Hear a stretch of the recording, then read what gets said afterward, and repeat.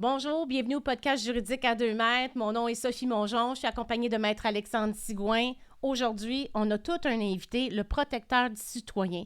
La question que je me dis tout le temps, il protège qui? Il protège quoi? Ouais, puis j'ai fait des petites recherches avant notre podcast d'aujourd'hui, puis il protège beaucoup de personnes et depuis longtemps parce que ça a été créé en 1968. Quand même, hein? Puis c'est un concept qui a été inspiré de la Suède et de la Nouvelle-Zélande à l'époque, en 1968. À l'heure actuelle, là, on a à peu près 20 000 demandes par année qui sont adressées aux protecteurs du citoyen au Québec.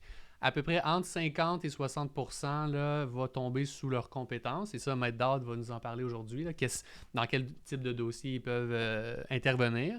Et entre 2017 et 2021, là, on parle entre 22 et 26% des plaintes qui ont été déclarées comme fondées. OK, quand même, Par le, c'est 25%, c'est le quart, là, quand même, des Exact, plaintes. le quart de 20 000 demandes par année quand même. Donc, c'est 5 000 demandes, là, grosso modo, là, qui sont déclarées fondées.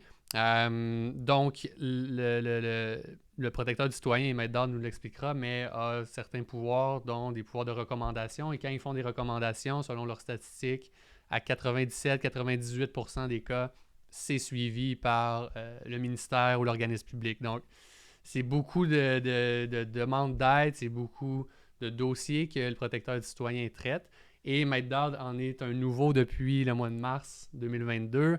Il est avocat depuis 1997. Il a aussi fait un passage à la Commission des droits de la personne et a été commissaire à la déontologie policière. Donc, c'est tout le temps quelqu'un qui a été pour la protection du citoyen. Alors, on est vraiment content de le recevoir aujourd'hui.